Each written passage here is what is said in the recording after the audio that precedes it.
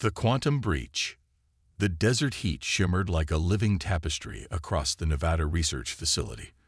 Dr. Rowan Mitchell leaned closer to the quantum communication array, his fingers trembling slightly as impossible data scrolled across the holographic display. Something was breaking through, a signal that defied every known principle of interstellar communication. Quantum entanglement had always been Dr. Mitchell's passion. Where other scientists saw random noise, he perceived patterns, intricate, deliberate, and utterly alien. The signal wasn't just random electromagnetic waves. It was a complex mathematical language that seemed to fold and unfold within multiple dimensional spaces simultaneously. Dr. Mitchell called Dr. Helena Reyes, his lead research assistant. The signal's coherence is increasing. It's adapting. Her voice carried a mixture of scientific excitement and underlying tension. The research facility, hidden beneath layers of rock and advanced camouflage technology, hummed with sophisticated equipment. Quantum processors worked overtime, attempting to decode the incoming transmission. Each decoded fragment revealed something extraordinary, fragments of mathematical equations that seemed to breathe with an intelligence beyond human comprehension. Rowan's background in theoretical physics and quantum mechanics made him uniquely qualified to interpret these signals. He had spent decades developing communication protocols that could potentially bridge impossible gaps between quantum states, between dimensions, and now, potentially, between civilizations. The signal's complexity suggested something profoundly different from traditional radio wave communications. It wasn't just sending information, it was constructing intricate mathematical propositions that seemed to reshape themselves with each computational iteration. Helena, are you seeing this? Rowan's voice was barely a whisper. These quantum signatures, they're not just transmitting, they're negotiating. The signal carried an underlying rhythm, a mathematical dance that suggested intentionality. It wasn't broadcasting. It was communicating, probing, testing, almost learning. Each decoded segment revealed more about its originating intelligence. Precise, calculated, extraordinarily complex. Suddenly, the quantum array's temperature dropped dramatically. Frost began forming on delicate electronic components, and the holographic display flickered with an intensity that suggested something was attempting to materialize, not physically, but informationally. Dr. Reyes checked the environmental readings. Temperature is dropping to negative 273 degrees. That's impossible. We're approaching absolute zero, but the equipment isn't freezing. It's transforming. Rowan understood immediately. This wasn't just a transmission. It was a quantum bridge, an attempt to establish communication that transcended traditional electromagnetic limitations. Whatever was sending this signal was trying to make direct contact, not through conventional means, but by fundamentally altering the quantum state of the receiving equipment. The signal began constructing complex geometric patterns, not images, but pure mathematical representations that seemed to pulse with an underlying consciousness. Each pattern was a proposition, a question, a challenge to human understanding of communication and intelligence. We're being invited, Rowan muttered, to a conversation that exists beyond our current understanding of communication. As the quantum array continued its impossible transformation, Dr. Mitchell realized they were standing at the precipice of humanity's most significant moment. First contact was no longer a theoretical possibility.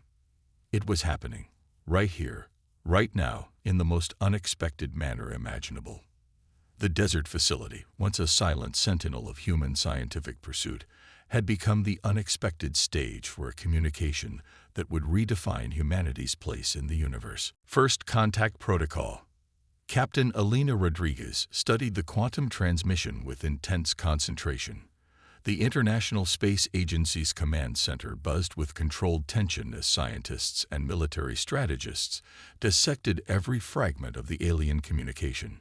It's not just a message, Rodriguez announced to the assembled team. It's a complex invitation, a diplomatic overture disguised as a mathematical proposition. Dr. Marcus Chen, the agency's lead xenolinguist, had been working nonstop. The signal suggests a civilization that communicates through pure information. They're testing our computational capabilities, our ability to understand complex multidimensional communication. The transmission had originated from a region of space previously thought to be empty, a dark void between two spiral arms of the Milky Way. Initial analysis suggested the signal had traveled for centuries, carefully constructed to reach Earth at precisely this moment. Military advisors remained cautious. General William Hartley, a veteran of strategic negotiations, voiced the primary concern. "We can't predict their intentions. This could be a reconnaissance mission, or worse, a precursor to invasion." Rodriguez disagreed. If they wanted conflict, they wouldn't send such a complex communication. This feels like an assessment. The quantum array developed by Dr. Mitchell continued transforming, creating holographic representations that seemed to pulse with living mathematics. Each pattern was a potential response, a diplomatic protocol waiting to be understood. As the team worked, they realized this wasn't just first contact. It was a sophisticated test of humanity's intellectual and technological capabilities. The alien civilization was watching, waiting, evaluating humanity's response. The fate of Earth hung in the delicate balance of mathematical interpretation and diplomatic precision. The galactic diplomacy. Ambassador Kai Nakamura stood at the heart of the neutral space station Horizon Prime, where humanity's most critical diplomatic mission would unfold. The station, suspended in the void between contested galactic territories, represented humanity's first official contact with the Zornak civilization. The alien delegation arrived with calculated precision. Their representatives were crystalline beings, fractal entities that shifted and reformed with each movement, communicating through complex light patterns and quantum resonances. Ambassador Zreltok, the lead Zornak diplomat, projected an aura of ancient intelligence. Humanity has proven its computational capacity. Zreltok communicated through a sophisticated translation matrix. But capacity is not the same as understanding. Nakamura understood the stakes. This wasn't just a diplomatic meeting. It was a test of humanity's potential for interstellar cooperation.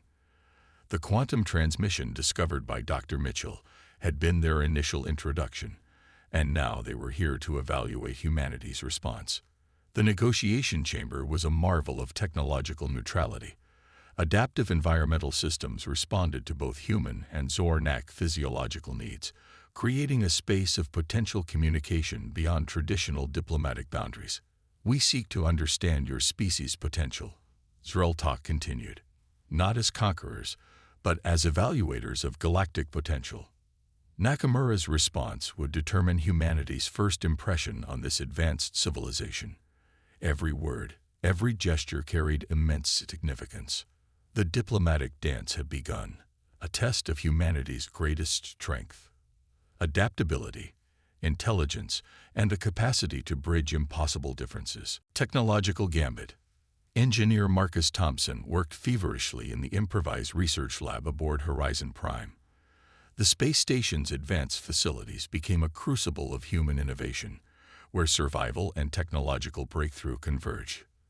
The Zornak's quantum communication had revealed a critical vulnerability in their technological infrastructure, something no other species had previously detected. Thompson's breakthrough came from an unexpected integration of quantum computing and adaptive nanotechnology. "It's not about matching their technology," Thompson explained to Captain Rodriguez during a secure transmission. "It's about finding the unique human approach they can't anticipate." His prototype device, a quantum adaptive defensive system, could potentially neutralize the Zornak's most advanced computational weapons. Unlike traditional defensive technologies that responded to threats, Thompson's system predicted and neutralized potential attacks before they could fully materialize. The device worked by creating a dynamic quantum field that could instantaneously reconfigure its computational matrix.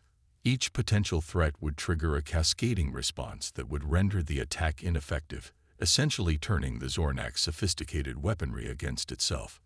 During initial tests, the prototype demonstrated an impossible capability.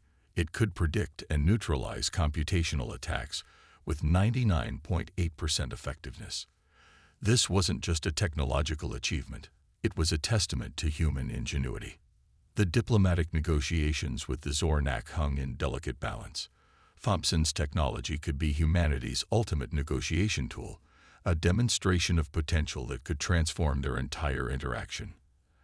As the space station hummed with anticipation, humanity's most critical technological gambit prepared to unfold. Humanity's triumph. The final confrontation unfolded in the vast emptiness of deep space.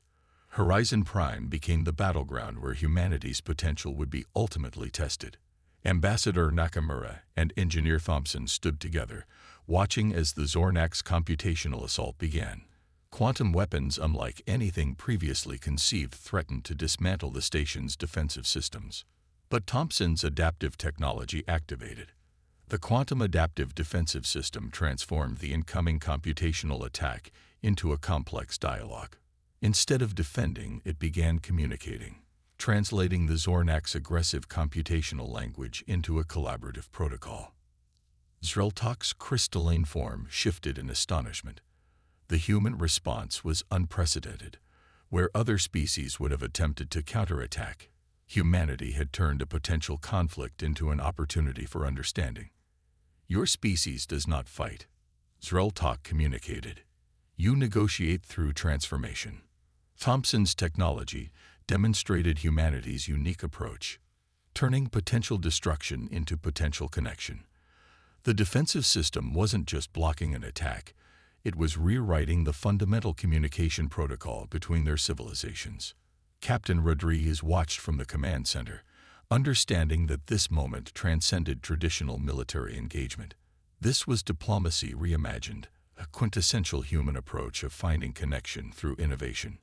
As the computational exchange reached its climax, the Zornak's attack dissolved.